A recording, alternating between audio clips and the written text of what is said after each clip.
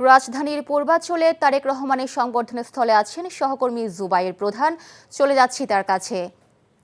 জুবাইর, সংবর্ধনা স্থলের পরিবেশ কেমন দেখছেন, আর নিরাপত্তা নিশ্চিতে কি ব্যবস্থা নেওয়া হয়েছে?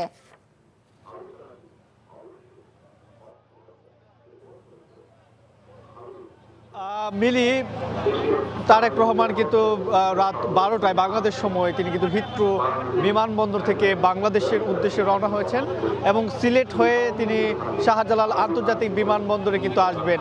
এবং তার এই আগমনকে কেন্দ্র করে নিরাপত্তা বলয় কিন্তু ইতিমধ্যে আমরা দেখেছি রাজধানীর যে বেশ কিছু এলাকায়, বিশেষ করে বিমানবন্দর এলাকায় আজকে সন্ধ্যা 6টা থেকে আগামীকাল অর্থাৎ এই 24 ঘন্টা তারা কিন্তু সেখানে বিশেষ করে যারা শুধুমাত্র যাত্রী রয়েছে তাদেরকেই প্রবেশ করতে দিচ্ছেন। সেখানেও কিন্তু নিরাপত্তার যে ব্যবস্থা সেটি আমরা দেখেছি। এই যে সমাবেশ স্থল 300 ফিট, এখানে তাকে যে সংবর্ধনা দেওয়া হবে, এখানেও কিন্তু পুলিশ এবং তারা কিন্তু সিভিল ড্রেসে রয়েছেন এবং নিরাপত্তা ব্যবস্থা যেটি বিভিন্ন ধাপে ধাপে সেটি কিন্তু সাজানো হয়েছে। অর্থাৎ সব ধরনের নিরাপত্তা ব্যবস্থা কিন্তু এখানে রয়েছে।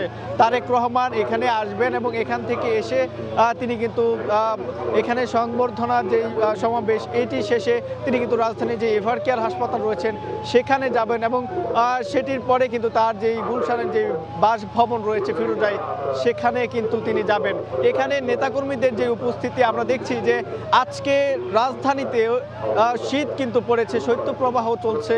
সেখানে তাদের যে উপস্থিতি তারা যত সময় গড়াচ্ছে এখানে তাদের উপস্থিতি কিন্তু বাড়ছে এবং তারা বলছেন এই যে দীর্ঘ সময় পর 17 বছরের নির্বাসিত জীবন শেষে তিনি এই যে আজকে ঢাকায় ফিরবেন দুপুর নাগাদ, এটিকে কেন্দ্র করে তাদের মধ্যেও কিন্তু উৎসবের যে আমেজ সেটি কিন্তু তারা বলছেন। এবং সেখানে তারা বলছেন এই যে তাদের নেতা দেশে ফিরছেন, বিএনপির রাজনীতিতে নতুন করে আবারও তাদের যে তারা বলছেন যে এখনকার সময় থেকে আরও বেশি জাগরণের যে বিষয়টি সেটি কিন্তু তাদের পক্ষ থেকে আসছে।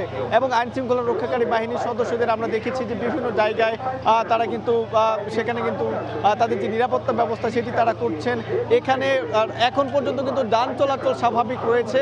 এখানে স্বেচ্ছাসেবক টিম এবং আইন শৃঙ্খলা রক্ষাকারী বাহিনীর সদস্য যারা রয়েছেন তারা একত্রিত হয়ে এই যান চলাচল কিন্তু স্বাভাবিক রয়েছেন। তবে যত সময় গড়াচ্ছে এখানকার বিএনপি সারা দেশ থেকে কিন্তু বিএনপির নেতাকর্মীরা এই সমাবেশস্থলে আসছেন এবং তারা যেই আজকে যে সমাবেশ সেটি তারা কিন্তু অনেক বেশি উচ্ছ্বসিত। তারেক রহমানের এই যে স্বদেশ প্রত্যাবর্তন, রাজধানীর যে 300 ফিট এলাকা রয়েছে, এই ছিল আমার কাছে সবশেষ। মিলি।